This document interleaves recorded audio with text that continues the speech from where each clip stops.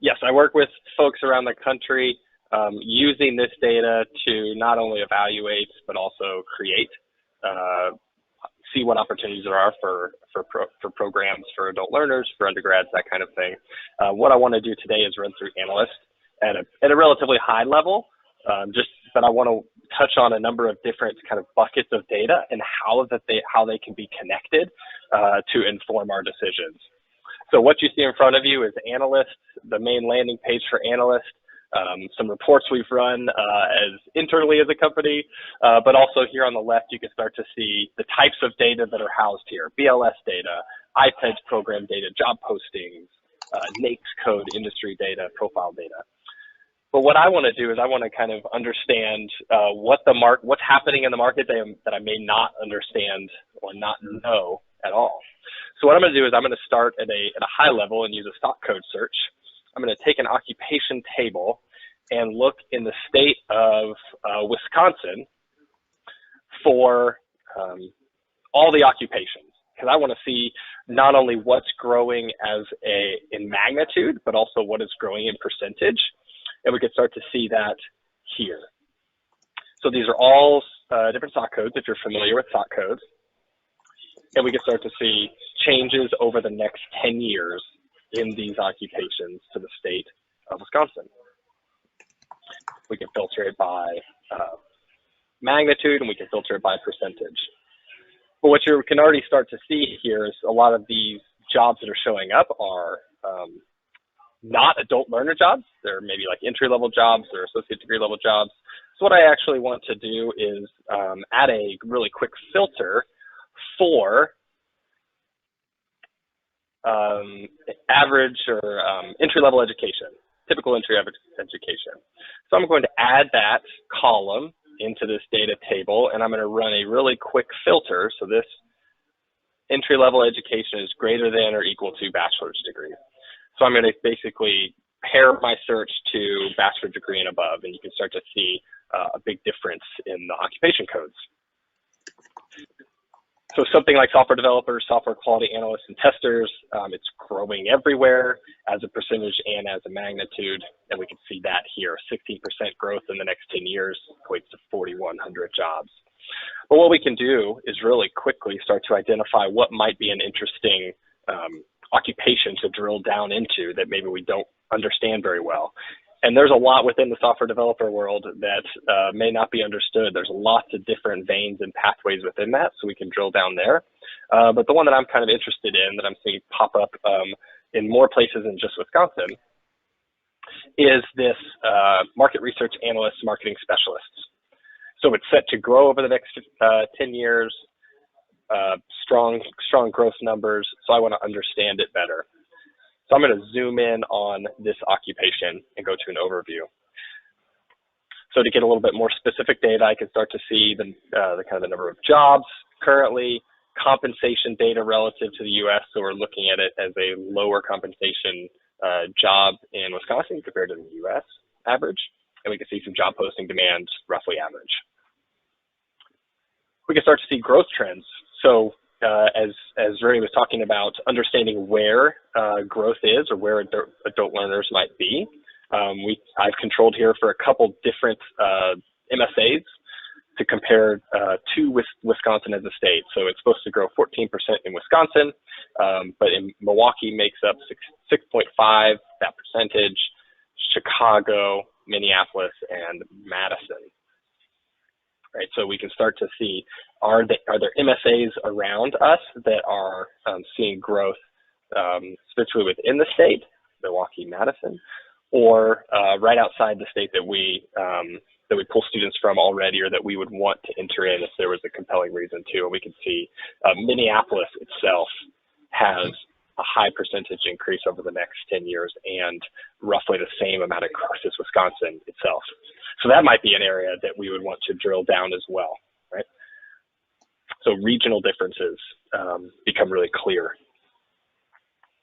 We can start to see breakdown again by those MSAs. We can see which industries they fall into. But if we wanted to jump right into a much higher resolution, So we understand this is a growing occupation in the state. There might be an MSA we want to drill down into specifically, but we want to see some of the some of the nuances and get really high resolution on what are the skills and what are the companies and job titles that fall underneath this occupation code. So we get a glimpse of it here with companies and titles, but I'm going to jump directly into the posting analytics. So what we were looking at was BLS data, structured longitudinal data. It has really good wages, wage data, that kind of thing. But there's a lagging measure to it, right?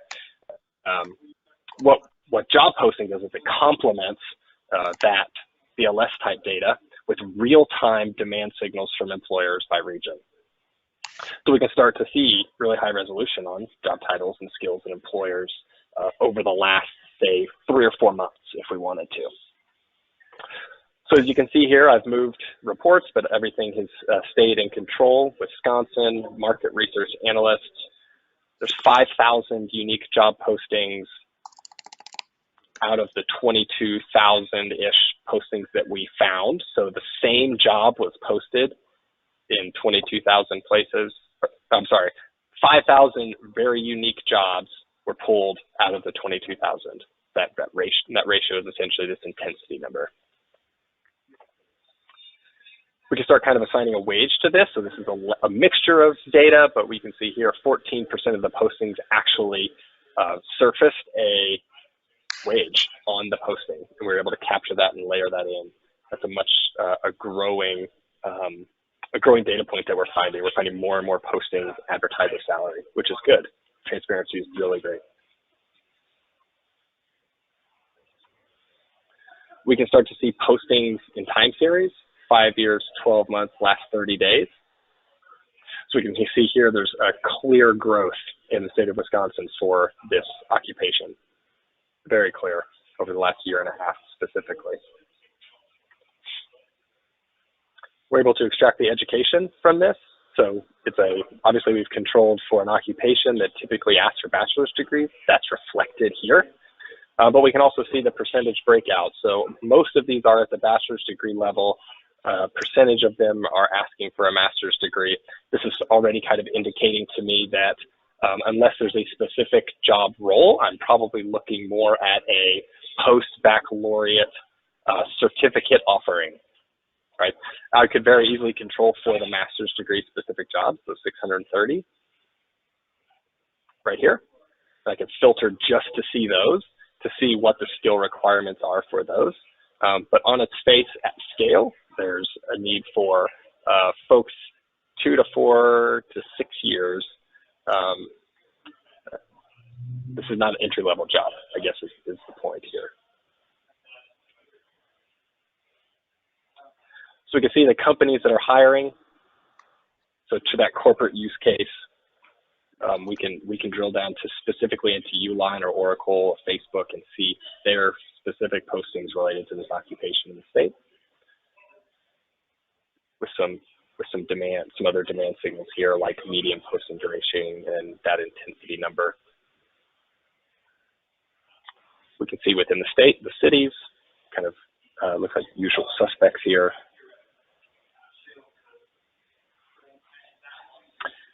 And at a really high resolution, there's job titles. So below the SOC code, these job titles can be a lot more I'm already seeing some descriptive text here. Marketing specialist, digital marketing specialist, web tech specialist, email specialist, specialist analysts. So there's obviously a specialty here within these jobs. And what we can do is we can take these marketing, digital marketing, all the ones that have specialists in them and just control for those and look really specifically at those to see what's unique about those jobs, that job title. Do they relate to a specific company that's looking for specialists, or is it more of a broad market term that has some specific skills associated with it? We can see industry level data, not super useful here, but if we were to try to define something like financial tech, we can start with the finance industry, start controlling for skills or software type SOC codes and start to get to those really specific nuances for things that have not been well defined within BLS or QCW or NAICS data.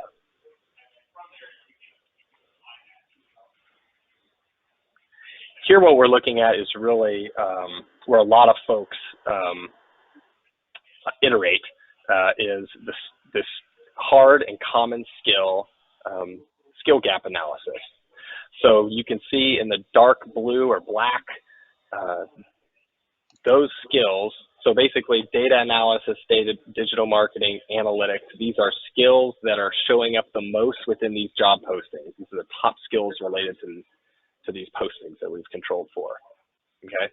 And that's kind of already connects to what you were seeing in the AACU survey there, Remy, about analyzing data and understanding and interpreting it as a skill, digital skills. But in the light blue, we can see the frequency with which those skills are showing up in profiles.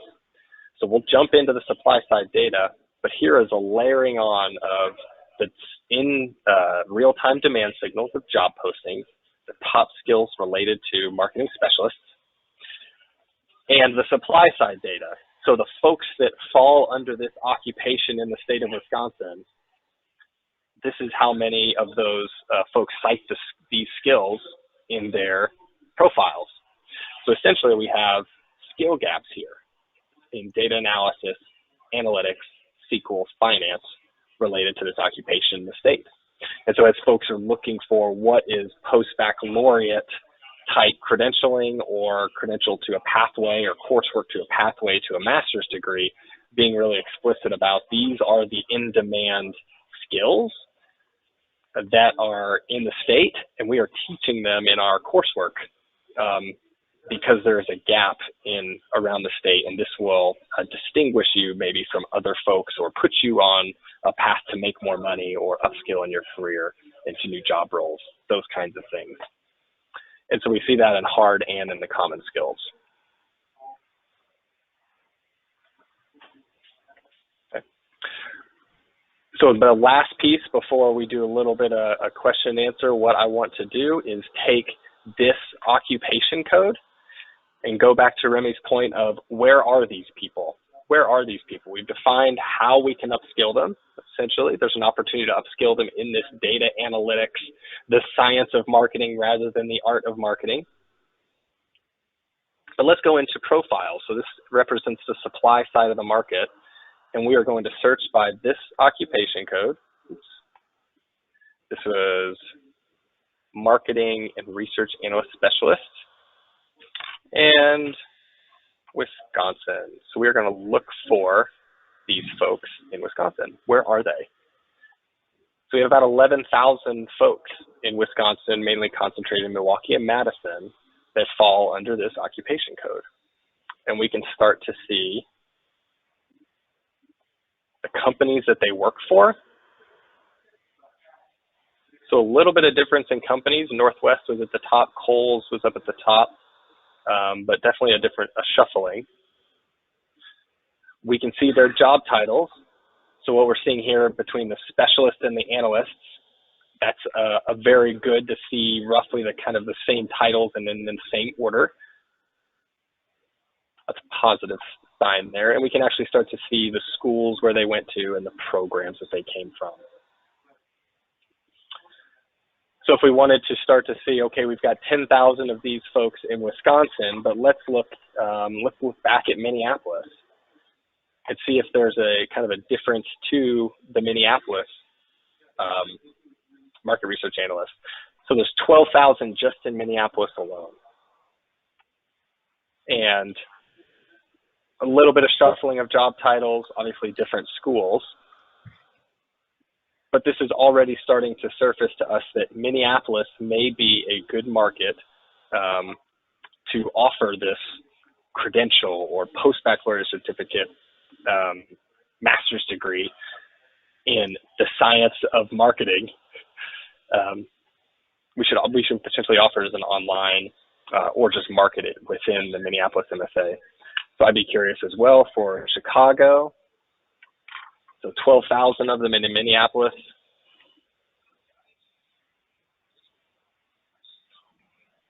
30,000 in Chicago. And then let's just look at Milwaukee specifically. And Milwaukee has the lowest number at 4,000. So there's clearly a need in the state, but maybe the students, the learners aren't coming from the state. Maybe we want to market this specifically to alumni to start.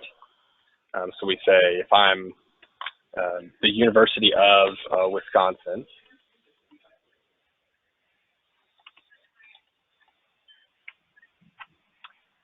so let's do Wisconsin, Milwaukee. So Wisconsin, Milwaukee has 1,200 alumni who are marketing research analysts around the country. Is this a sample size of alumni that we could market this offering to, because they fall under the job titles, digital marketing, marketing specialist, and where their skills here. So we have some data analysis skills, but a lot of those hard, a little bit more SQL, which is a really entry-level coding language. Some of those skills would be valuable to these alumni who are in this job role. So maybe we're targeting alumni with a certificate or pathway to a degree, or we're marketing these skills in Minneapolis to these marketing research analysts. So to recap really quickly, we've gone from structured longitudinal BLS data at a high level.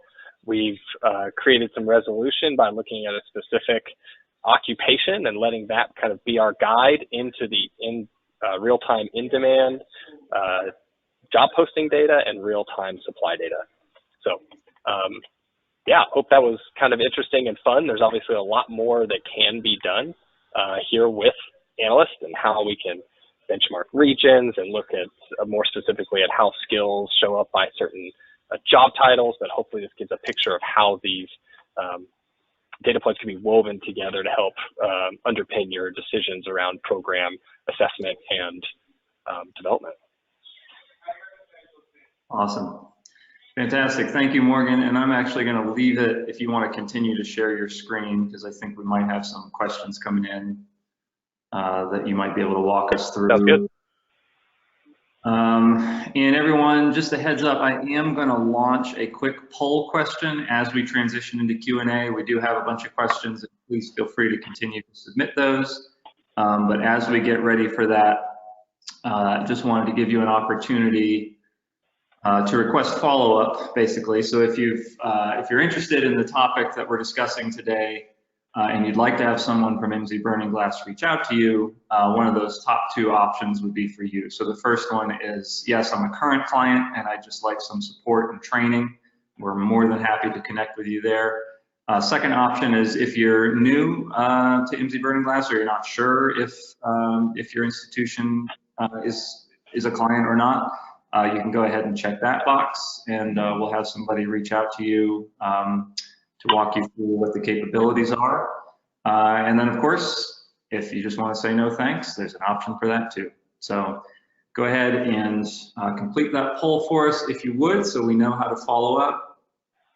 And Morgan, I'm going to start asking questions here. There's a couple folks asking just generally about the profile data. Could you speak to where that comes from and what that means? Someone was asking also, is that people that are applying to jobs, or is that people currently working?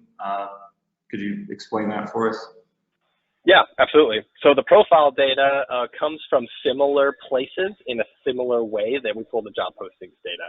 So if you can imagine a job posting kind of website, maybe if you thought about Indeed or LinkedIn or something like that, they have both profiles and they have job postings. And so we are scraping and aggregating from a myriad of websites, cleaning it and presenting it in the aggregate, as you can see here. So total database, about 123.5 million folks. Fantastic. And what was the second half? Was there a second half of that question, Remy? Just ask, I think, just more detail in terms of, like, is it, yeah, did it come from applicants? Is it based on job applications? Yes, that's right. Yeah, so it's workforce. It's not necessarily folks that are looking to work. It's more folks that are. So we're pulling their profile data, and they could be in work right now. It could be their last employer, that kind of thing. There's no distinction between are they unemployed, are they looking for work, do they like their job. We don't have those distinctions within profiles. Great. Okay. Thank you. I'm going to go ahead and close the poll now. Looks like most folks have had a chance to submit a response, which we appreciate, and we will be in touch or not accordingly. So let me make sure now that we can still see your screen, Morgan. I'm going to make sure we can do that. Hold on one second. On my screen, it's looking like we still just see the poll question. Can someone out there in the audience submit in the questions box, let me know if you could see Morgan's screen right now? That would actually be really helpful. I want to make sure that, oh yes, okay, good, looks like we can. Great, cool. Well, let's keep rolling then. So someone asked the question during your walkthrough. It showed 5,000 plus job postings over the past year. And they were asking, would it be better to divide that number by the number of months in the year to get a more real number? So can you speak to the postings? Yeah. And how that works? Oh, yeah, hang on. absolutely. So Sorry, before you get into that, apparently the yes I got was an anomaly. Most folks just see the poll. So hang on one second. Okay. I'm gonna do this. Do this. Sorry, everybody. Thanks for chiming in. And let me switch it back to Morgan. Okay. Go ahead and try it now. Okay. Should be going now. Yep. I think we're back in business. Thank you, everybody, for okay.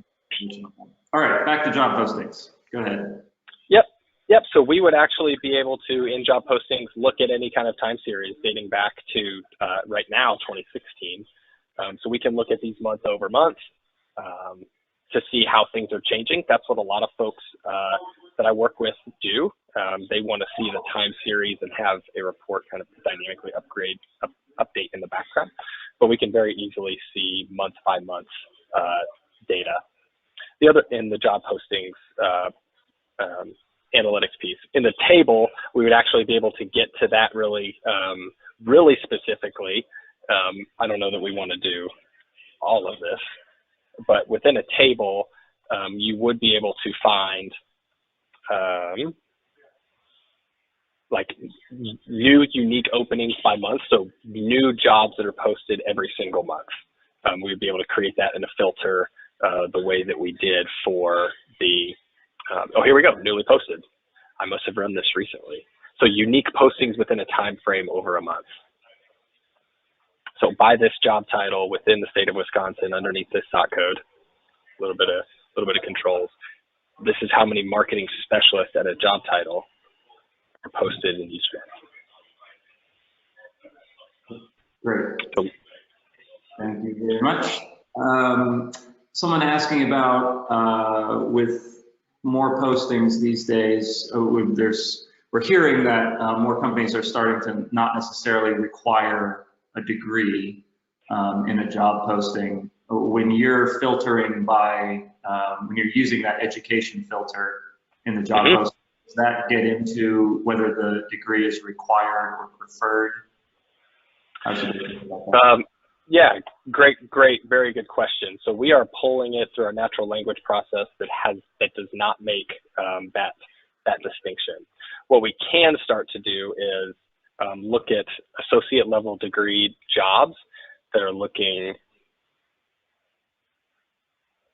So some of these, so we've controlled for associate's degrees. So all of these associate degrees, these job postings, cite that we need an associate's degrees, and about just under half of them are citing a bachelor's degree.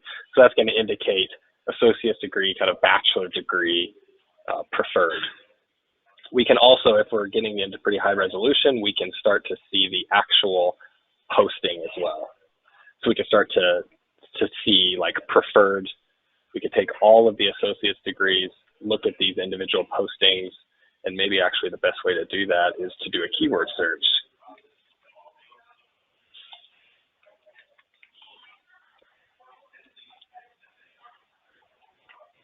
So we're going to look specifically for those two words, bachelor preferred, within the job postings. And it would actually show it to us. So that would be one way to start to tease out that really specific type of preferred or required. Right. It really depends on the scale with which you're looking at, right? That whether you need to make that distinction or not. And sometimes it's very necessary and sometimes it's not so much. Great, thank you. Oh boy, let's see here. Lots of good ones. So somebody, Morgan, I don't know if you want to try and jump on this or not, but how about the need for a project management certificate in North Carolina? Yeah, absolutely. I can get there. Take a swing at that. No problem. So what we actually do is within skills and qualifications, we can do project, we can search for PMPs, project management. There's a lot of project management. So let's just actually be really quick here. So I'm just going to pull project management as a skill. So I've searched the job postings in North Carolina that have project management as a skill. So a skill is different than a keyword. A skill can be contextual. A keyword is a direct one-to-one match. But what I want to come down to here's this project management professional certification. So I'm actually going to add this really quickly to the filter and just take out the hard skill. So I'm looking at not only jobs that want project management as a skill, but specifically ask for project management as a certification. And here's what that sample looks like. Great salary.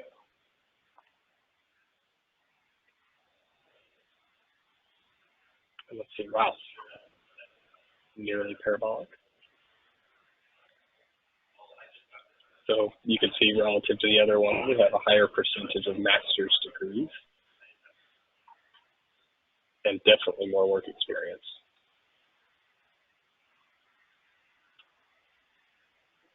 We can start to see the skills that come with that. Obviously project management, but something like Agile or change management.